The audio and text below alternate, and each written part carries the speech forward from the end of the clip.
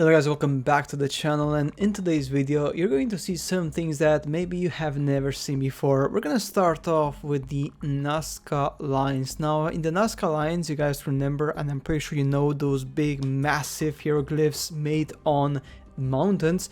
There's also a landing piece for planes, which is this one here. This was made by people thousands of years ago, allegedly.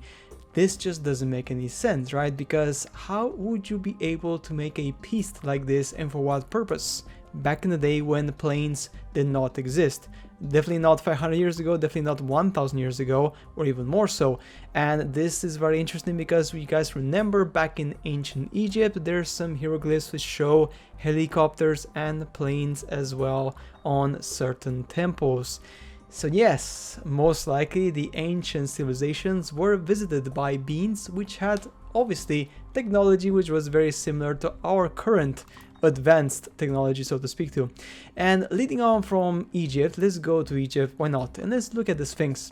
See guys, there's a big problem with the Sphinx, and that fact that there's a hatchet which leads into the inside of the Sphinx, and knowledge of this is completely forbidden. Nobody knows what's inside. Even more so, back when the Sphinx was unearthed or rediscovered, so to speak, it was covered quite a lot in sand. On the top of it, there was actually a layer of bricks. There was a layer of bricks, and the bricks were actually covering the entrance to the place. And then, of course, this hatchet here is quite modern, so this was planted by modern humans. Before, there was just an orifice, so anyone could go inside. Why would they do that? What are they trying to hide? And why are they not telling people what's inside there? Very suspicious, isn't it?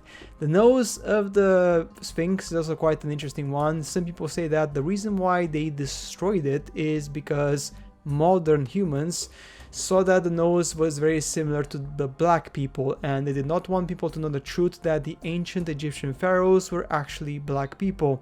They did not want people to know this, so because of that they destroyed the nose, so they could not relate the nose of the statue with the genetical nose of people of black heritage.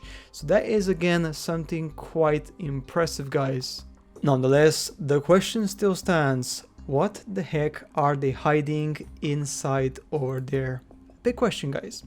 Now, going to Arizona, there are a ton of petrified trees, and let me just tell you right now, these are trees. These are semi-precious petrified trees. You can see the shape. This is like the exterior of the tree, and as you go inside, it has that very interesting spiral shape.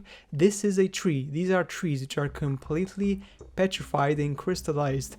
Now the question is, what sort of atmospherical event had to happen back in the day that trees literally in the open air completely petrified?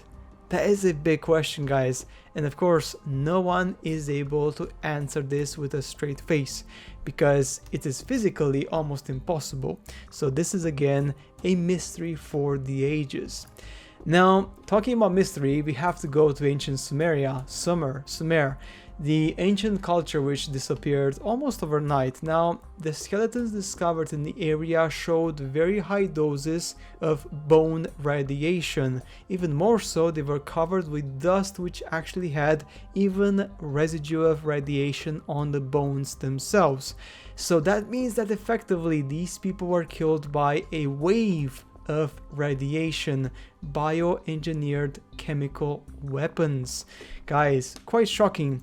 If you guys remember, the Nebuchadnezzar emperor in Sumer, or that region, also had, guess what, the bomb on his seal. On his seal you can see that the bomb and the explosion, the mushroom explosion, and different special effects, as in the explosion making a big bang and putting out, of course, a lot of radiation in different directions.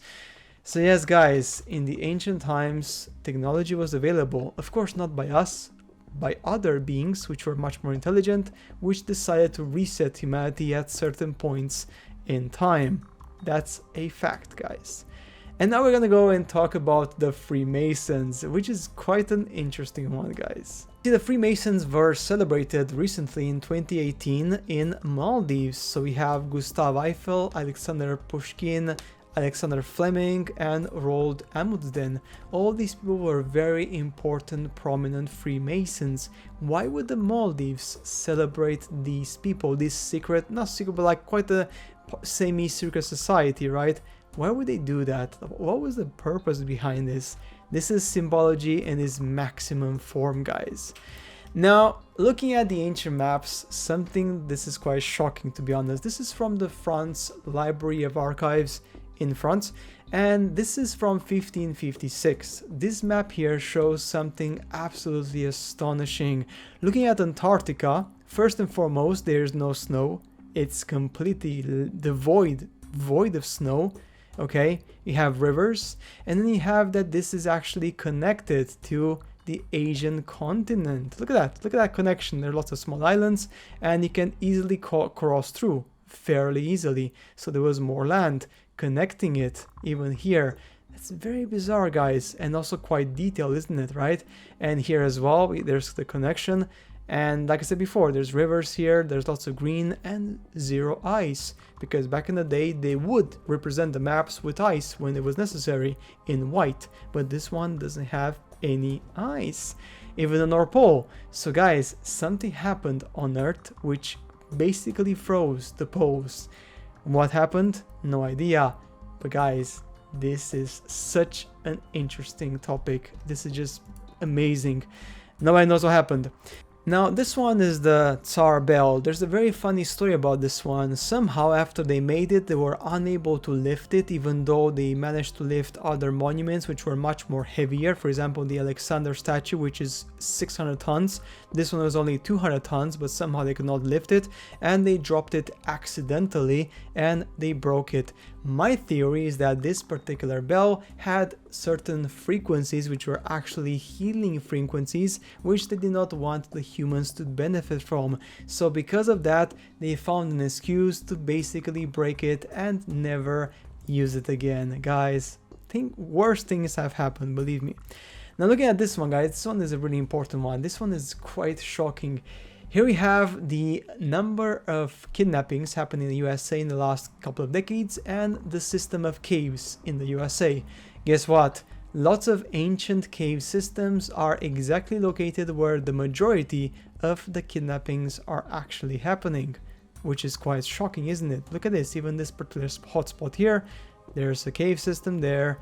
So, sorry, even this hotspot, which is a cave system, there's of course kidnappings here. So this is the kidnapping map, and this is the cave system map, okay?